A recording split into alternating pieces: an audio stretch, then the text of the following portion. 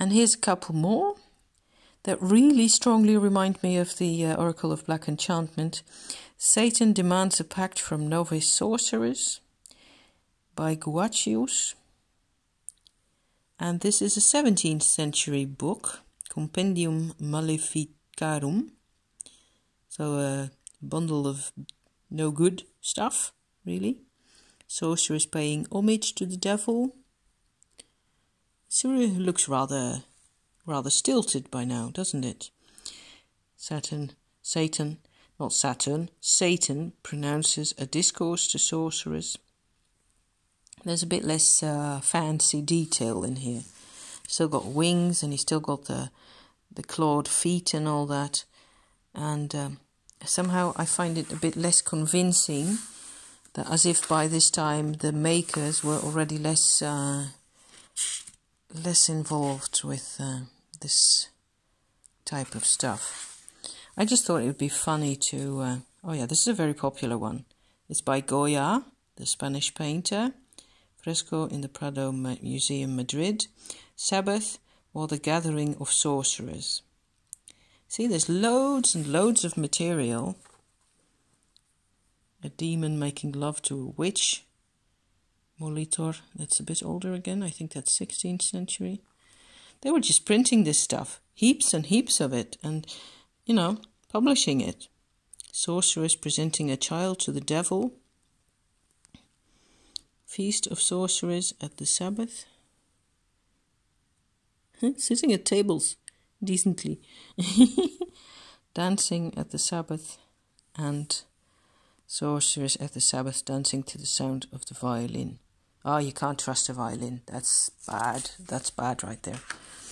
So, going into the violin business, if you're playing the violin, or if people used to be, in the 19th century, when you were a gypsy and a travelling circus artist like my ancestors were, you couldn't be trusted. The normal people, the muggles, weren't going to... thank you for that, Becca, because I will always be calling them muggles now. Witch riding a goat. You never knew what they could get up to behind your back. It was so hard to keep track of what people were doing, right? Sorcerer riding on a goat. I suppose you had to ride a goat if you didn't have a horse. Lots and lots more of that. I'm actually looking... Oh yeah, there's the ritual kiss of the Sabbath on the bottom instead of on the face. Satan baptizes the sorcerers anew. Must have been pretty bad. I think by the time all this came out, nobody really... nobody. There were lots of people who still believed in this, right? There was lots of people who were still being held, and who held each other, I suppose, in the fear of these things. Okay, there's more of this, but this is really a nice book. Let me just show you the front of it, because I decided to suddenly. And this is what it looks like. It's got loads and loads of illustrations. There's a tarot card, well known to us all, right there.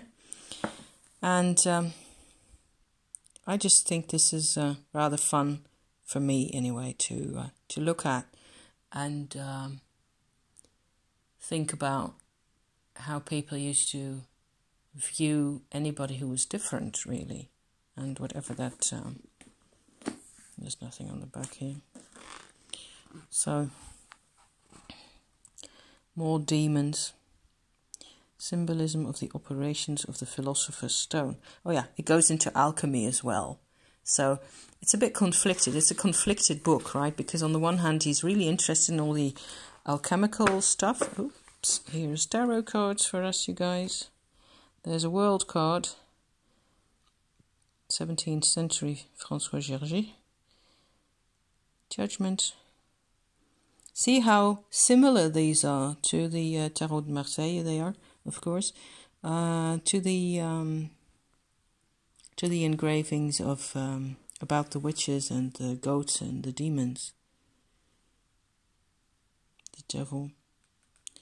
It's just part, the tarot in this phase of its evolution was very much part of that culture. And that way of looking at things. I find that rather interesting because it's where I come from anyway. It's old European knowledge, and that includes the British Isles, I think, in some form or another. Anyway, I hope you liked looking at these images, you guys. Thank you for watching.